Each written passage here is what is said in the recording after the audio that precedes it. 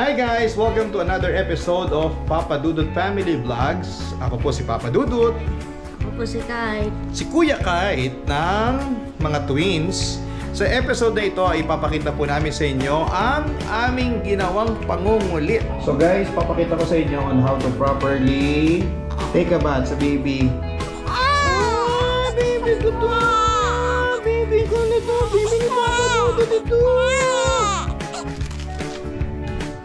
Tingnan nyo, relax na si Gianna.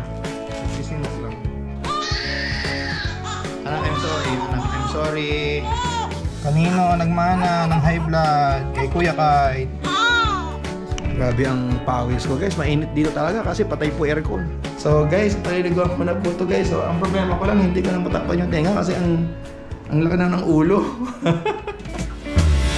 Your beautiful smile, your beautiful life are waiting for you to shine bright. It's never too early or late to start to rise up and shine. Your beautiful smile, your beautiful life are waiting for you to shine bright. Hi guys, today is May 11, 2024.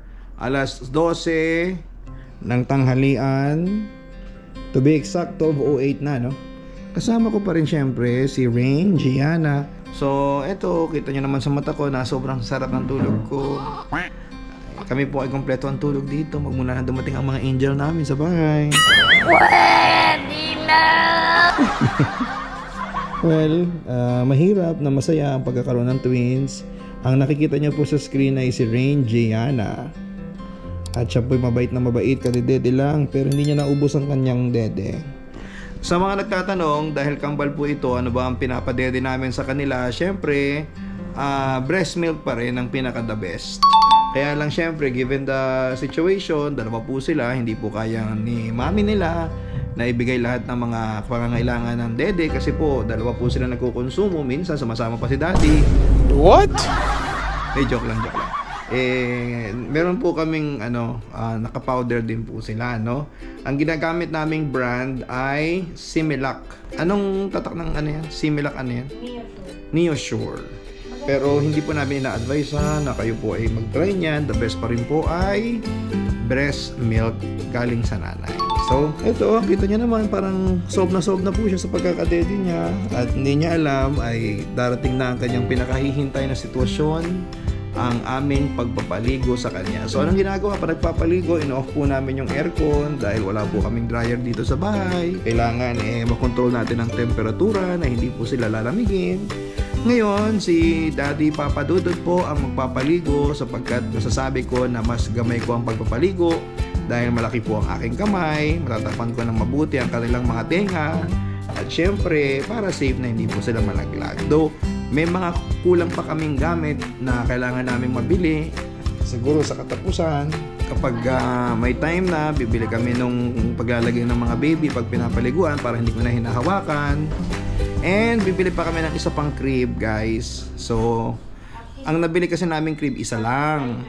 Kasi ang akala namin okay na yung ganun. Pero may nakapag-advise kasi sa amin na pedya at sinabi niya na mas maganda na dalawa kasi unang-una dahil kahit nakambal sila, magkaibang tao pa rin sila. So kapag nagigising yung isa, may tendency na magigising din yung isang baby dahil sa ingay ng isang baby. So naranasan po namin yan kaya o-order pa kami online ng isa pang crib para magkaiba po sila ng crib dito sa kwarto. Though sinwerte kami na may crib kaming natanggap galing kay Kuya Renz na regalo daw ni Tito MJ kay Raindel. So yung crib na yon ay sa baba lang namin ilalagay. So i-vacuum lamang po namin siya. Laundry vacuum ang gagawin namin para yun naman yung aming pangatlong crib na ilalagay po namin sa ibaba. Bakit kailangan ng crib sa baba? Kasi kapag pwede na silang ibaba ng bahay ay meron po silang tatambayan. Medyo nahihilo-hilo ko ng konti, medyo naantok-antok pa ng bahagya kasi ay marami pa kaming ginagawa aside from pag-aalaga ng bata. Nag-i-edit din ako, nag-work din online. Si mami po hindi ko mapakita sa inyo sa screen dahil siya po ay nag-e-extract ng milk sa kanyang dudu. Okay lang naman talaga ang tawag. Anong sabihin ko, dede? Yan din yun, mas cute nga yung dudu. Di ba guys? So, no bashing, hindi po siya bastos. Talagang yan po ay ginagawa ng mga nagpapa-breastfeed na mga nanay, iniipon, kinukuleg po nila yung kanilang mga milk dahil again, inuulit ko, importante po ang breast milk ng nanay kaysa sa mga powder na tinitimpla para sa mga bata. So basically, aid lang namin yung gatas na powder para syempre kinukulang si mami ng gatas. So kailangan di sila magutom. Ang lakas uminom ng baby namin, di ba babe, no? Gano'n karami na si Gianna sa isang sitting? 60 to 90 ml, no? Kaya na niya ng 60 to 90 ml. Isang sitting lang yun, guys. Sa katunayan, hindi po kanya naubos to. Hindi pala naubos. Nakatulog lang o nagtutulog-tulogan yan kasi alam niya paliliguan na siya. Anak, naligo na tayo, anak. Alam niyo ba, nag-prepare ng gagamitin ni Gianna ay si Kuya Kite nila. At ipapakita sa inyo ni Kuya Kite kung anong prepare niya. Oh, pakita mo na. So, nag-prepare po ako para lang makaligo ang mga baby. So, ang pin-prepare ko po ay... Daddy. Wait lang. Nag-prepare po ako ng pangligo sa kanila. Ito po, para po may lagayan yung baby. Then, ito po para pang lagay po sa sabuntang ulo. Then, sabon. So, papaliguan na namin yung baby. Today's your day. We're so happy to say. We're so happy that you were born. Hooray, hooray, hooray. Today's your day.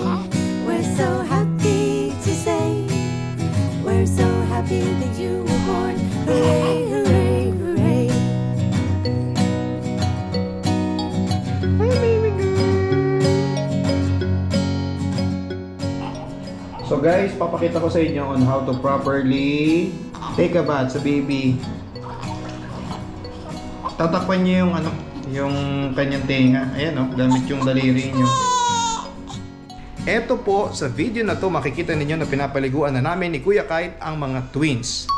Paborito mo ba, Kuya Kite, ang magpaligo ng twins? Paborito mo? Bakit? Para po makatulog po agad yung baby. Akala ko para umiyak sila. So eto, makikita ninyo sa video na to ang aming pagpapaligo. O, kita nyo naman habang pinapaliguan namin ang mga twins, nag-iiba ang kanilang itsura at parang nanginginig-nginig pa sila dyan dahil sa giniginaw sila. Pero make sure na kapag kayo po ay magpapaligo ng mga twins, ng mga babies ninyo, kailangan po ay maligamgam, warm water, no? Mas maganda, mas lamang ang init doon sa tubig para hindi po sila ginawin.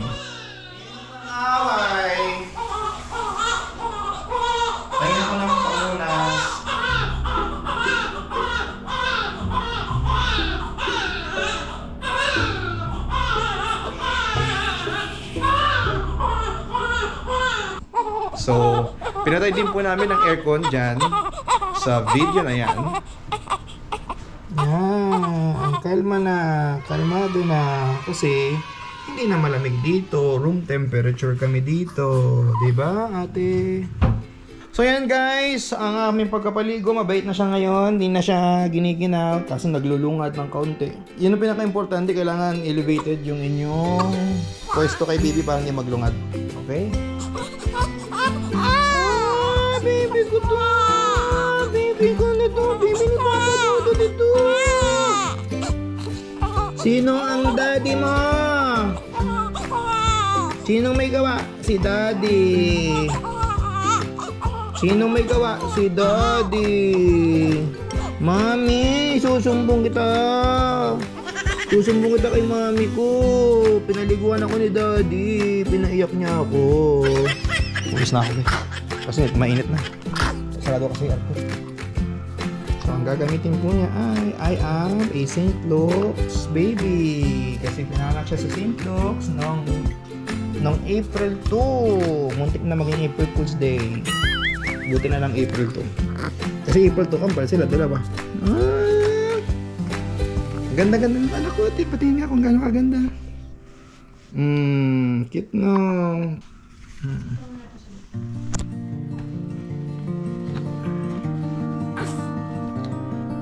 Good morning. Alas 12 na.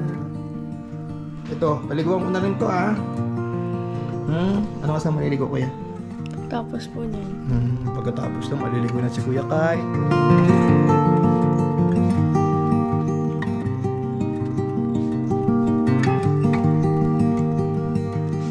Pogi, pogi, tangos-tangos ng ilong ng baby. Kamukha ni Dominic Ochoa yan. Pogi yan. Tingnan mo ilong yan guys. Napakatangos in person. Sobrang tangos ang ilong yan. Pogi yan. Ikaw ang pogi ng pamilya. Ano? Tingnan nyo, relax na si Gianna. Nagsisinok lang.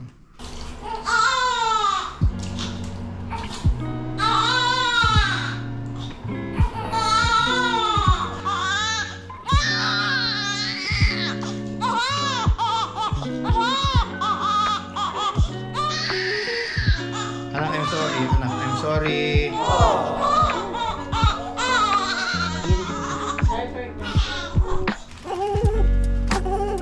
So, ganito lang naman sila, umiiyak lang sila sa simula kasi syempre malamig.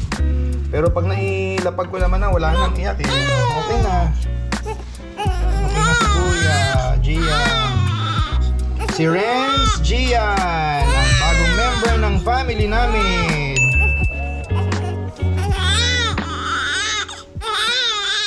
Baby ko to, love na love ko to, pogi. Kaso namumula na sa inis. Kanino nagmana, high blood. Kanino nagmana ng high blood? Kay Kuya Kite. Mana kay Kuya Kite.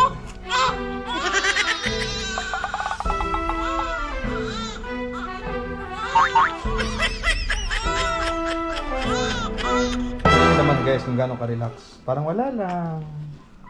May nangyari bang iyakan kanina? Syempre wala. Relax na siya. Lalo na to, prinsesa na. Tingnan mo naman. Oh, madam na. Oh. Ang ganda-ganda ng posing. Relax na siya. Oh. Kahit gano'n may isang pilo para magkatabi sila dito. Grabe ang pawis ko guys. Mainit dito talaga kasi patay po aircon. Kasi giginawin itong mga to pag naka-aircon. Lalo na to si Pogi. HB na naman sa akin ito mamaya. Magpapabebe na naman yan. Yehey! Gutom na! Nakadamit na sila. Ikaw ito mami, saan mo nabili mga damit? Nabili ko na po yan online. Lahat sa Shopee. Murang-mura lang yan. Nakapackage siya. 26 pieces or 32 pieces per order. Basta mura lang siya, 200 plus lang. Talaga? Yes. 30 plus na? Pieces? Ano yun? Kasama yung mittens, yung 200 plus? 30? 279 ata or 300. Mga ganun lang. Ang isa? Isang peraso? Hindi. Lahat na yan. Ay, mura. Parang nakapackage siya eh. Parang may mittens or Sa gloves. Shopee, sa Lazada? Sa Shopee. May gloves, may ganito, booties, tapos may pang bonnet, tapos may mga damit yan. Hindi naman kasi kailangan guys ng mahal ng mga damit pag pambahay lang. Kasi kalalakihan lang nila. Ito lang ang mahal sa kanila, yung bonnet nila ay ang St. Luke's Baby. Oo. Pero yung iba niya, yung mga suit nila, mura na lang yan. Tsaka yung diaper lang ang mahal. Pero yung mga damit nila pang araw-araw, ganito lang. Simple lang guys. Kasi kalalakihan talaga nila yan. Pero blue and pink. Kasi nga, boy and girl. HB na naman. Ito na guys, ang next kong paliliguan si Kuya Kite. Panoodin niyo sa vlog ko. Yan na, niliguan na kita doon. Ano? Akin na. Tatakpan ko din ang tenga nito. Doon tayo, paliliguan ko to. Ang kagandahan ng kay Kite, naglalakad na po siya. Hindi na kailangan buhatin. Dito ka. Okay, dito ka. Yan. So guys, paliliguan ko na po to guys. So ang problema ko lang, hindi ko na matakpan yung tenga kasi ang laki na ng ulo. Si Kite din na magliligpit nga pala nito guys. Papakita niya sa inyo. Kuya Kite, pakita mo dali para makita yung ginagawa mo sa mga kapatid mo.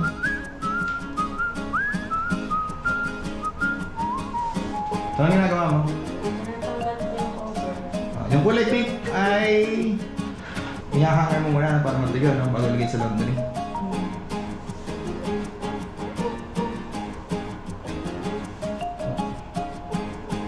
Siya naglilipit yan talaga guys. Kuya na yan. So habang naglilipit guys, ipakita ko lang sa inyo yung aming crib na nabili. Yan. wala muna masyadong details, sa ibang panahon na lang yung details. So bibili pa kami ng isa, magkatabi na lang sila, no? Tapos dito sa loob ng kwarto, sa ibang vlog na lang to, yung mga gamit naman ng baby. So ito po guys, painumin ni Kuya Kite si Gia ng vitamins. Saan na yung tissue na gagamitin ko, Kuya? At syempre, pagkatapos po naming magpaligo, si Kuya Kite naman ang nag-aabot ng mga medicines, vitamins nila. So ano ba yung mga vitamins natin, Kuya Kite? Ferlin, Nutrilin, at saka D3, no? O, yan ang binibigay namin sa kanila. So importante po yung mga vitamins dahil syempre ang mga babies po ay hindi pa po kumpleto ang kanilang mga turok. So ang mga vitamins ay tinutulungan sila para hindi po sila magkasakit basta-basta. Pero dito po sa bahay namin, we are very careful po, no? Na hindi ho kami basta-basta papasok dito, na alam namin masama ang pakiramdam namin. Kailangan po alam mo din sa sarili mo na you are okay, alright, no? Kasi baka maka-absorb sila ng bacteria, virus. Okay, so At syempre, pagkatapos nyong makita ang aming pagpapaligo, pagbibihis, at pagkapainom ng vitamins, may pa-surprise pa ako kay Mami Jem.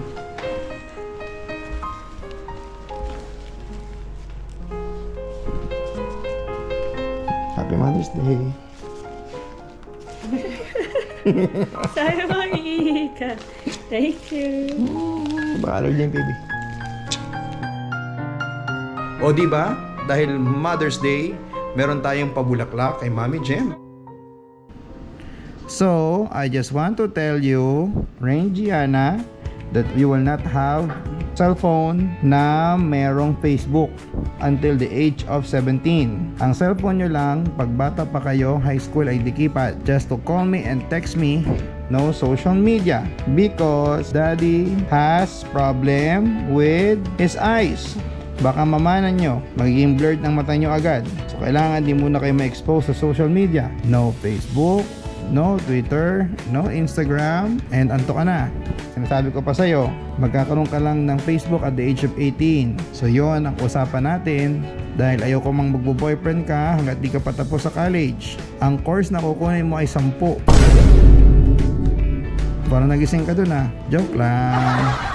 Thank you so much guys for watching. Sa lahat ng mga mami ngayong araw na to, Happy Mother's Day. O message mo kay mami mo. Happy Mother's Day po, Mami. I love you. Don't forget to like, share, and Subscribe. Bye-bye, Gianna. Your beautiful smile, your beautiful life are waiting for you to shine bright. It's never too early or late to start to rise up and shine.